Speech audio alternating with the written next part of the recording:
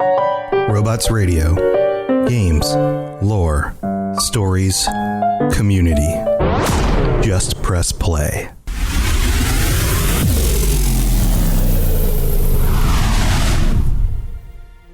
Welcome to the Fallout Lorecast, the podcast that explores the boundaries of our knowledge about the world of Fallout. Today I have a very special episode for you.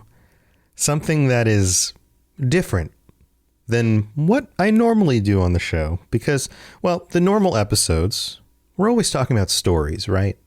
That's what this week's theme is. The Bethesda theme for the week, and you're going to see this in some of the posts and things that they share online, is stories. And I thought, okay, how do I match this? Well, we talk about stories all the time here on the Lorecast. Everything in the lore is some form of story. Well, most of it. But I thought, you know what? What if I come at this from a different angle? Instead of talking about the stories in Fallout, which is what we do most of the time, I want to talk about your stories. And we do this a little bit more on the patron episodes. Yeah, that's true. That happens. But what about the rest of the community? Because this podcast was founded on community. And that is one of the things that I'm still most proud of with the success of this show, is building community and tapping into something that was already there before I even started the show. Let's be honest. Like, I can't take credit for the fact that there's a Fallout community out there on the internet of fans. The games, the people themselves involved with that community are the ones to pat themselves on the back. I was just fortunate enough to plug into something that was already there. And what is already there is amazing. It is a wonderful, warm community of people who have connected and bonded over a shared experience that, although it's a shared experience over a virtual reality in a sense, and sometimes actual VR, but a virtual simulation of a world and those kinds of things. It's a lot of people on the outside would say, well, yeah, but it's not real. No, it's real. It's real. Anytime you enjoy something, it's real to you. And when you can enjoy it with other people, it makes it even more real. That's the magic of entertainment. You could say the football fan in the corner is having a much more real experience engaging with enjoying the football game with their friends, but they're not playing the game, are they? In this case, at least we're playing the game. But let's put all that to the side, because I want to share with you some of the best stories that I got from our community. I reached out on Twitter and on the Robots Radio Discord, which, a little self-plug here, if you're not involved on the Discord, or if you're not following my Robots_Radio Twitter account, then come follow me. Make sure you get in on all of this stuff.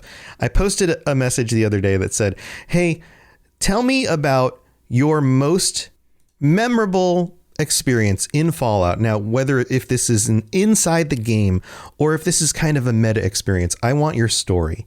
Tell me your story. And I got some of the best responses. And thank you to everybody who responded. I can't highlight everyone. I wish I could, but I can highlight a number of these. And I really do appreciate you sending me these stories. So I've categorized the stories in a few different categories, I guess, if that makes sense. And we're going to start with what I call awe and danger. These stories are about discovering something new or having to deal with something very dangerous. And the first one comes from Nova Dokomoru. I think I said that correctly. Who says, one of my favorite memories involving Fallout was the first time I played New Vegas when I was 12 or 13. Ah, yes, the perfect age to be engaging in that game. It wasn't the first time I touched one of the games. My friend had 3, and we played that a little, but New Vegas was the first game I was actually able to sit down and play through, and I fell in love with the story and world. In particular, the NCR, who I'm almost always side with, and I'm a little bit obsessed with. Anyways, the first month or so of me playing, I was simply exploring the Mojave and didn't do much with the main story, as I'm quite the explorer in real life too, and the desert wasteland is interesting. I don't think I even got past the Mojave outpost in that month. I was so entranced with finding every story and detail in this corner of the map. But when I finally did begin the main quest line, it was like a shot of euphoria. I was captivated and entranced by the concept of a modern army engaged in a war against a military styled in a 2 millennia old fashion, while a third and fourth army fielding the most advanced equipment watched from the sidelines and can be brought in through your actions alone or destroyed if you so desire. To a 13-year-old holding that much power and potential, I felt unstoppable, or at least until I had to go to school, that is, and I was pulled back to reality. Anyways, that's a memory of Fallout I will always hold, and I thought I would share it here for everyone to read. Nova, that was great. That is a really cool perspective on being a kid still, and yet dealing in this adult world, right? Like at the age of 13, you watch adults and there's this feeling of both like my parents are idiots. But then there's that feeling of, yeah, there's things that they do that I just can't do, or I just wouldn't be able to, or willing to actually take on. And then being able to do that in a game and yet have so much power over the nature of reality and the way the world works. I can totally see that.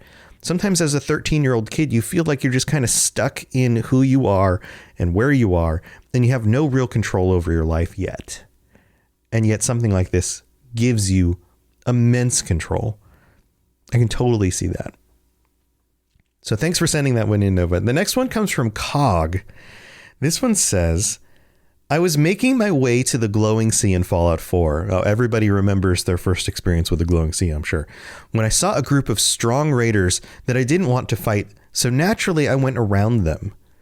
About 5 minutes later, I came across a savage deathclaw. I ran away and used a stealth boy so I didn't die. I figured there were more huge monsters past the deathclaw, so I got an idea.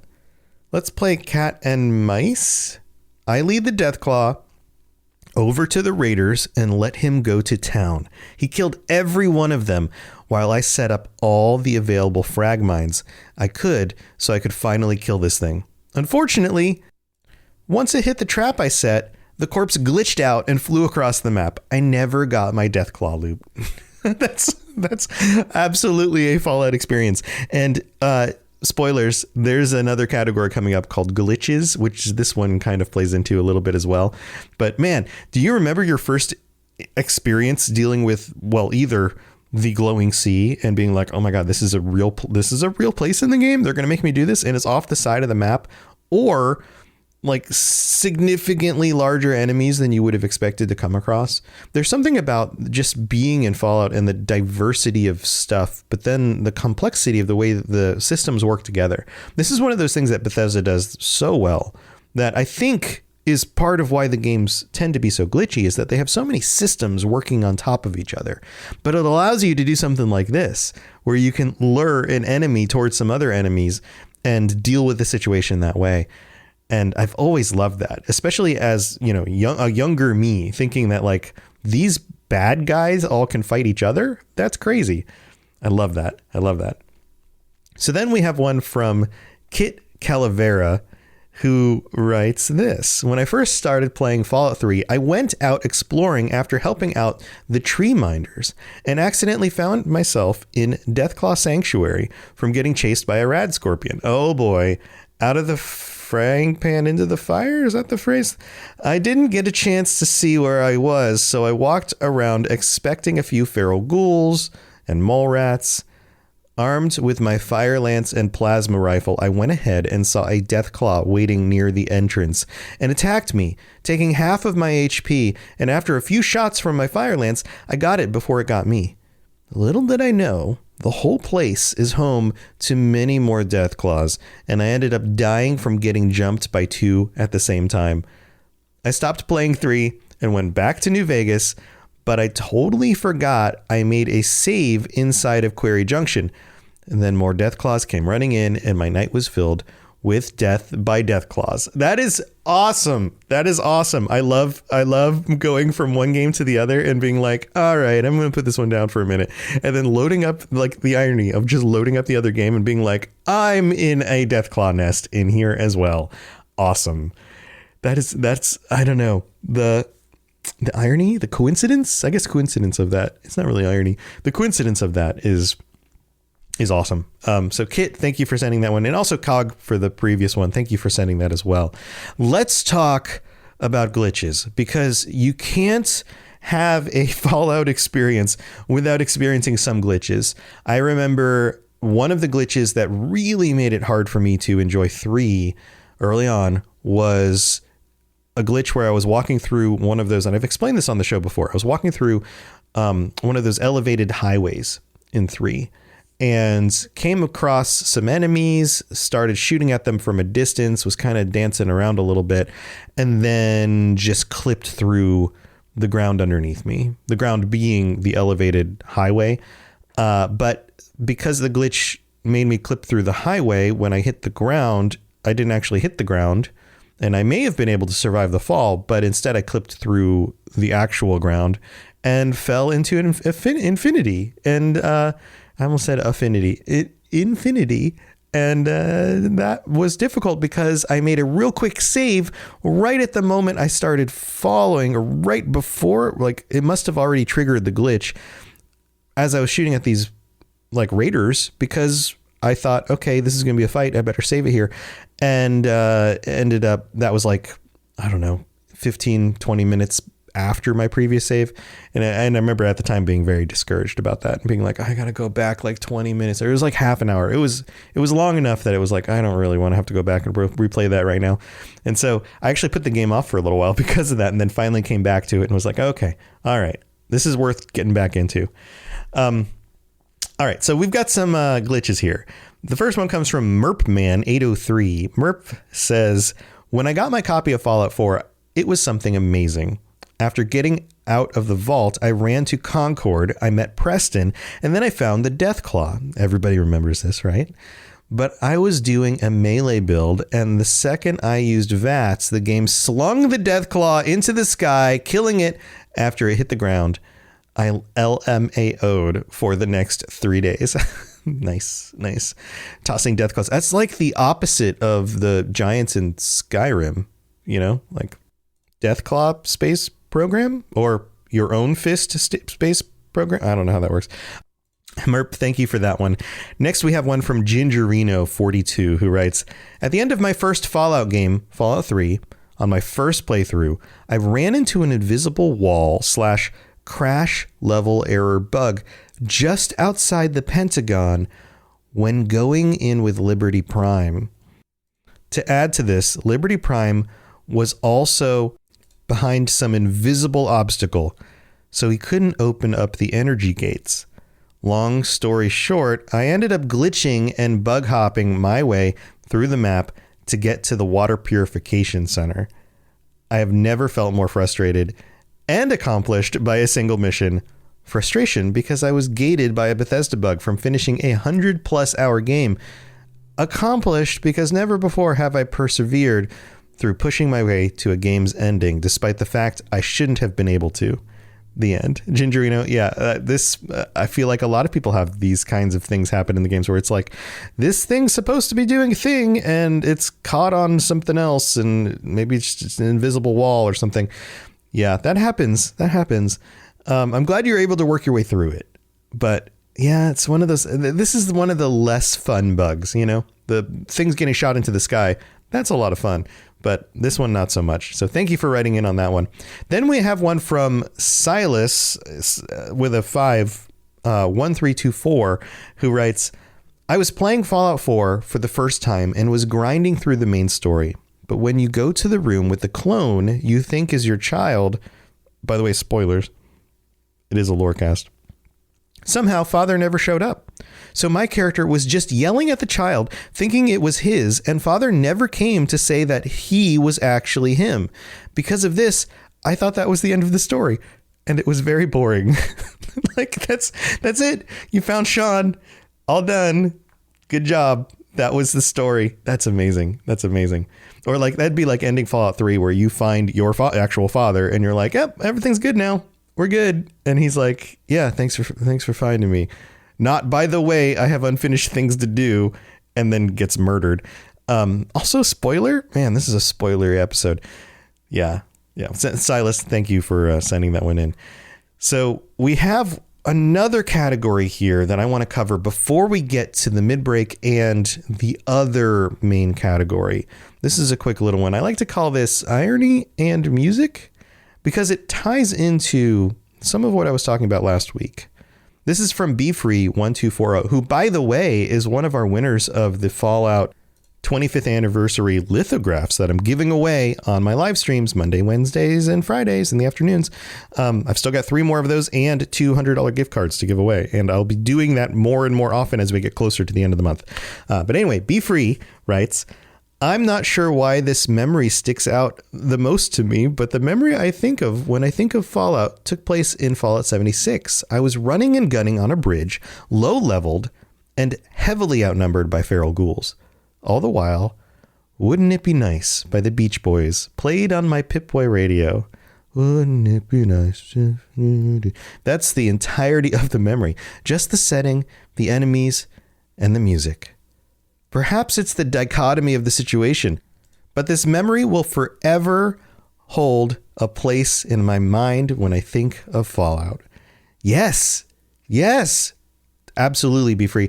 The idea that like you are in a situation and it's so perilous and dangerous, and yet the music you're listening to is the opposite of that mood that you're in. This is something I love. I've noticed this happening in movies. I think the first time in like a Quentin Tarantino film where he used a situation that was supposed to be horrific and the music that was playing on top of it was pleasant. And I was like, that is such a weird combination. I love it. There's something about using music not only to set a mood, but then to also twist the mood in a way that makes you feel even more uncomfortable or strange to the situation. I love this. Very cool story. All right, we need to take our mid-break and thank our patrons. I'll be right back. Don't go anywhere, because when we get back, we've got stories about bonding over Fallout.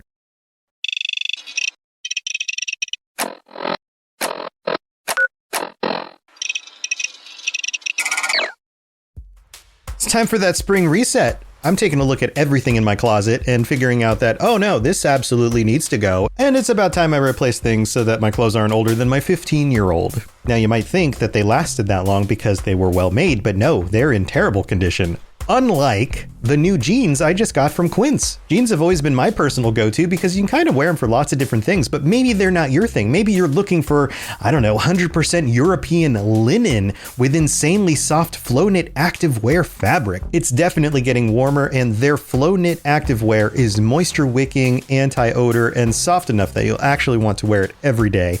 So pick out what you want. You can't go wrong because they have prices 50 to 60% less than similar brands. And like I said before, they are high quality. I continue to wear their clothes all the time, and I know that these new jeans are going to last me a lot better than the other things in my wardrobe. And on top of it, they look great. They're so comfortable, and I spent just as much on the jeans that I am now cleaning out of my wardrobe. So if you're looking for something better, just all around better, go check out Quince. So go do it right now. Refresh your wardrobe with Quince. Go to quince.com/falloutlore for free shipping and 365-day returns. Now available in Canada too. Go to quince.com/falloutlore for free shipping and 365-day returns. Quince.com/falloutlore. Hello there, old chap. Good to see another of General Atomic's finest, still eager to serve. All right, here we are in the middle of the show. I hope you guys are enjoying these stories as much as I am. I love hearing people's experiences about these games in particular. This week, we have two new patrons, Thomas R. and Taylor A. Welcome to the Patreon, friends. I hope you guys are enjoying what you're getting from the tiers that you've signed up for. By the way, if you want to check out the Patreon, it is at patreon.com/Fallout Lorecast. And as I'm recording this right now, we are less than a week away from our end of the month patron episode. That'll be on the 25th. And patrons, I'm looking forward to chatting with you on the night of the 25th, 9 p.m. Eastern to 6 p.m. Pacific. That's where we all get together. Make sure you're on the Discord, and let's be talking about what kind of topic we want to talk about. It is Spooptober, so we could talk about some scary stuff. I don't mind going back and rediscussing some of the kinds of topics we've talked about before on the Patreon episodes, because oftentimes they involve different people who didn't get a chance to chime in about some of those things. So if you want to talk about some of the scariest moments in Fallout, we can do that, or we can sculpt that topic into something a little bit more specific. Let me know what you're thinking on the Discord. And if you want to sign up and join us, tier 4s and higher can join us, and you can do it in just the next few days before we get to the 25th to join us for this month. Also, I have to shout out all of our patrons and our top level sentry bot, Dylan R. Thank you so much, Dylan. That is awesome. We're up to 60 current patrons. Thank you for all of your support. I couldn't do this show without you guys. I really do appreciate it. And we've got a new review. Yes. This one comes from Professor Alpha in the United States, or actually, I'm sorry, in Australia. I got that wrong. In Australia, he writes, awesome, 5 stars. Just started listening to this podcast and it's awesome. Surprisingly, I started listening before I had ever played a Fallout game. I had always been interested in the games and was just looking for something to listen to, but started playing Fallout 3 soon after listening to it. I have been jumping around episodes and I find them to be the perfect thing to listen to. They are the perfect length, have a great structure, and of course, the lore is extremely well presented and researched. I'm now hooked. Keep doing what you do, robots. Professor Alpha, I will keep doing what I do, and you keep doing what you do too, which is being a professor. I'm pretty sure. So thank you for taking the time to drop that review. If you would like to help out the show, leaving a rating and review, a 5-star one on Apple Podcasts, or leaving a rating on Spotify are both very helpful. But if you do the former one, I'll read it out on a future episode of the show. Wow, I did that in a different order this time. All right, that's it for the mid-break. Let's get to the stories about bonding with other people. Here we go. If you have any questions about Nuka World, I'd be delighted to answer them. All right, here we are. We're back, and man, we've got some good stories here. In fact, the bulk of the stories were about Fallout bringing people together, which is pretty awesome. The first one is from Solavagant. I mutilated that one like a ghoul's face when it's running at me, and I've got a laser pistol. This one says, hello, my story is simple. My brother, who is older than me, would buy the games in the house, and roughly a year after Fallout 1, which we loved, man, we're going way back. This sounds like the kind of thing that I should have had with my brother, except we were just old enough that I was like out of the house. I was the older brother of the two. Anyway, a year after Fallout 1, which we loved, he bought Fallout 2. I was the one playing it the most. We shared a room at the time, both desks facing away from each other, and it's one of my favorite memories from my teenagehood, playing Fallout 2's Temple of Trials repeatedly to get the best possible XP start, eating Pringles, and calling my brother over every time I finished a quest with dialogue only. Got to Vault City, or convinced the ghouls to leave the power plant alone. The first game really left an impression on us. We watched the intro together, and he basically voiced the Brian Fargo Presents bits, and when ink spots maybe kicked in, we were absolutely floored. It felt like a moment in history. Years later, I was able to actually meet Brian Fargo at a games event, which made me really happy. Now I just eagerly wait for Fallout 5, and I'm super happy with how Bethesda made the games so mega popular. Solavagant Salavagin, help me out with your name at some point. Thank you for that. That is awesome. Bonding with a sibling over the game, getting to meet Brian Fargo. That's amazing. Awesome story. Thank you for sharing that. Now we have one for, oh God, another name. Some of these names are tough. Or maybe I'm just bad at them. Alfwee Fwee, I think is how you pronounce your name, wrote, "It was a couple months after Fallout 4 had released, and this was my introduction to the Fallout series. My best friend got a copy of Fallout 4, and I spent the night watching him play. After watching him play for a few hours, he passed me the controller to give the game a shot. I was wandering through Lexington and stumbled upon a parking garage. I walked inside, and what happened next still gives me and him a good laugh. I walked in and saw around, 5, 10 feral ghouls. This was my first time playing Fallout, and I didn't know the controls or even WTF ghouls were. I screamed, and my buddy screamed, 'Dude, run, run. I don't know how to play.' And I threw him the controller, and he screamed as the ghouls ran up on us. He paused just in time. One of my fondest game memories. On my recent playthrough of Fallout 4, I stumbled upon the same parking ramp in Lexington and easily took care of those ferals. It made me a bit emotional, longing for when I was young and when the Fallout universe was brand new to me. Yeah, you never can go back, can you? It's always one of those things where it'd be so cool to go back and experience something for the first time again, but we just can't. Like, we know too much, right? So we just keep on learning more. Thank you for that one. If we man, names. All right. Illith, this one I can pronounce, writes, "I was working in the video game department of a retail store." Man, can you imagine working in a video game department of a retail store anymore? Like, is that even a thing? Does Sears have a video game section still? I don't know. It's been forever since I've been in a Sears. Anyway, we got this tin lunchbox with a retro 50s style art. I wondered what the heck kind of game it was. A coworker told me it was made by the same company that made Elder Scrolls, so I was curious. I picked up the PS3 version and played it the entire weekend.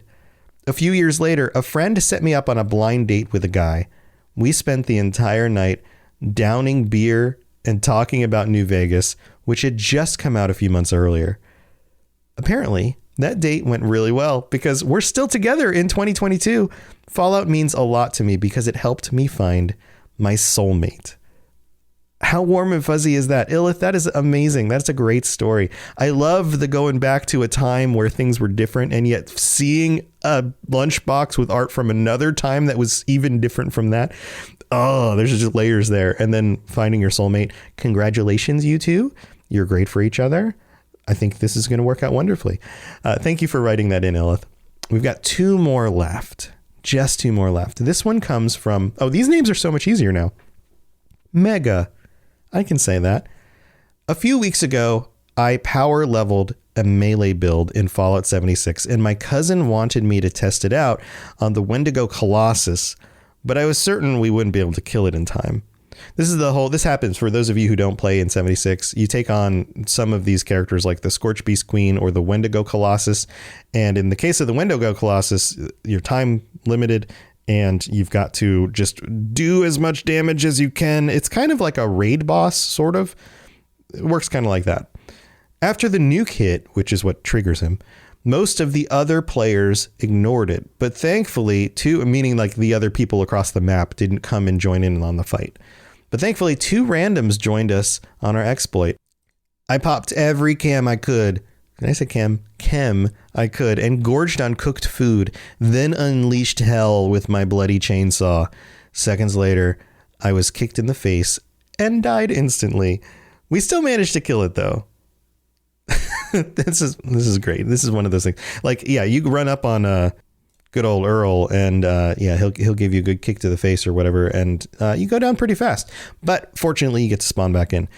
That's a fun one. I love that we're getting a mix of like all the different Fallouts in these. We've got some Fallout 1s, some Fallout 3s, New Vegas, 2, 76, 4. Everything has shown up. All the mainline games. That's amazing. So our last one comes from Clams, also a name I can pronounce. Clam says, "Life was hell. in 2008. And I don't, maybe you guys can relate to this one. If you've been through one of those tough times in your life. I'd just gotten out of the Army earlier that year, was dealing with serious mental health and substance abuse issues, and homeless to top it all off. My little brother took me in and gave me a place to stay while I tried to get my life together. I knew nothing about the series at the time, but he picked up Fallout 3, and the cover art caught my attention, so I decided to check it out while he was out one day. 8 hours later, my brother was home and I was still glued to the TV, LOL. From that point forward, we really bonded over Fallout, and then gaming and tech in general. 10 plus years later, we're both doing great. And though we're about 300 miles apart now, we still find the time to bond over our love of gaming.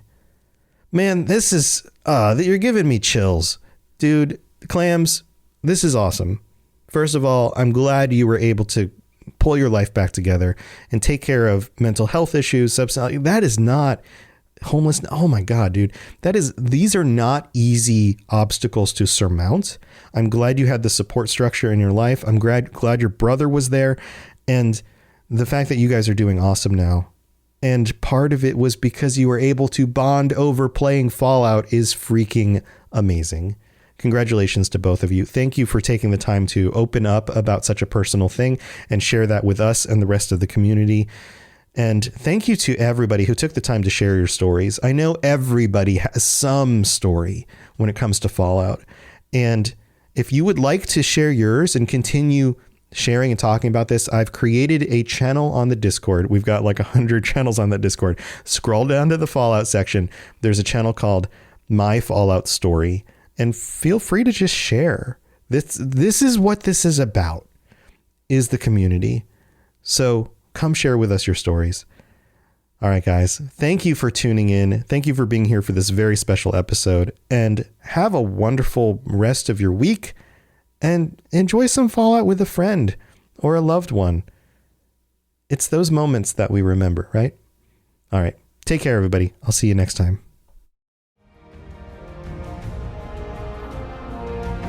To plug into everything else we're doing, check out robotsradio.net.